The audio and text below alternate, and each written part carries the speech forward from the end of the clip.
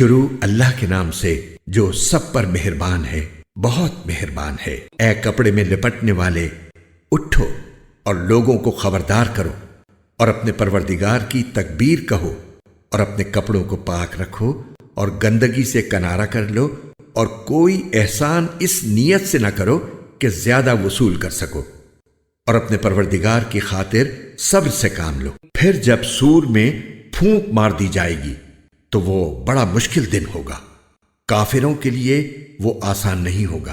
اس شخص کا معاملہ مجھ پر چھوڑ دو جسے میں نے اکیلا پیدا کیا اور اس کو مال دیا جو دور تک پھیلا پڑا ہے، اور بیٹے دیے جو سامنے موجود رہتے ہیں، اور اس کے لیے ہر کام کے راستے ہموار کر دیے۔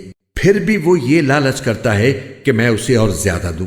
ہرگز نہیں، وہ ہماری آیتوں کا دشمن بن گیا ہے۔ ان قریب میں اسے ایک کٹھن چڑھائی پر چڑھاؤں گا۔ اس کا حال تو یہ ہے کہ اس نے سوچ کر ایک بات بنائی، خدا کی مار ہو اس پر کہ کیسی بات بنائی۔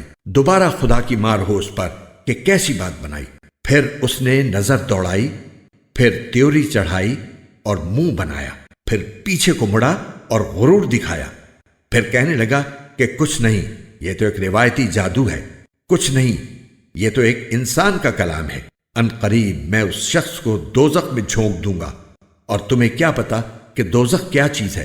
وہ نہ کسی کو باقی رکھے گی اور نہ چھوڑے گی، وہ کھالوں کو جھلس دینے والی چیز ہے۔ اس پر 19 کارندے مقرر ہوں گے، اور ہم نے دوزخ کے یہ کارندے کوئی اور نہیں فرشتے مقرر کیے ہیں، اور ان کی جو تعداد مقرر کی ہے وہ صرف اس لیے کہ اس کے ذریعے کافروں کی آزمائش ہو، تاکہ اہل کتاب کو یقین آ جائے، اور جو لوگ ایمان لا چکے ہیں ان کے ایمان میں اور اضافہ ہو، اور اہل کتاب اور مومن لوگ کسی شک میں نہ پڑیں، اور تاکہ وہ لوگ جن کے دلوں میں روگ ہے اور جو لوگ کافر ہیں وہ یہ کہیں کہ بھلا اس عجیب سی بات سے اللہ کی کیا مراد ہے۔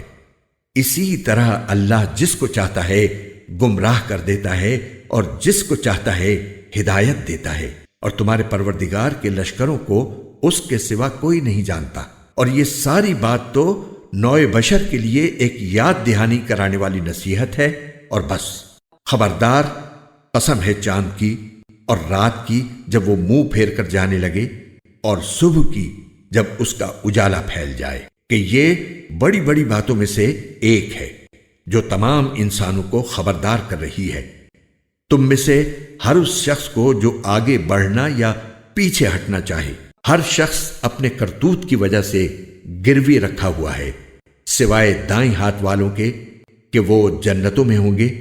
وہ پوچھ رہے ہوں گے مجرموں کے بارے میں کہ تمہیں کس چیز نے دوزخ میں داخل کر دیا؟ وہ کہیں گے کہ ہم نماز پڑھنے والوں میں سے نہیں تھے، اور ہم مسکین کو کھانا نہیں کھلاتے تھے، اور جو لوگ بیہودہ باتوں میں گھستے ہم بھی ان کے ساتھ گھس جایا کرتے تھے، اور ہم روز جزا کو جھوٹ قرار دیتے تھے، یہاں تک کہ وہ یقینی بات ہمارے پاس آ ہی گئی۔ چنانچہ سفارش کرنے والوں کی سفارش ایسے لوگوں کے کام نہیں آئے گی۔ اب ان لوگوں کو کیا ہو گیا ہے کہ یہ نصیحت کی بات سے منہ موڑے ہوئے ہیں، اس طرح جیسے وہ جنگلی گدھے ہوں جو کسی شیر سے ڈر کر بھاگ پڑے ہوں، بلکہ ان میں سے ہر شخص یہ چاہتا ہے کہ اسے کھلے ہوئے صحیفے پکڑا دیے جائیں۔ ہرگز نہیں، بات اصل میں یہ ہے کہ ان کو آخرت کا خوف نہیں ہے۔ ہرگز نہیں، یہ قرآن ہی ایک نصیحت ہے، اب جو چاہے اس سے نصیحت حاصل کر لے، اور یہ لوگ نصیحت حاصل کریں گے نہیں، الا یہ کہ اللہ ہی ایسا چاہے۔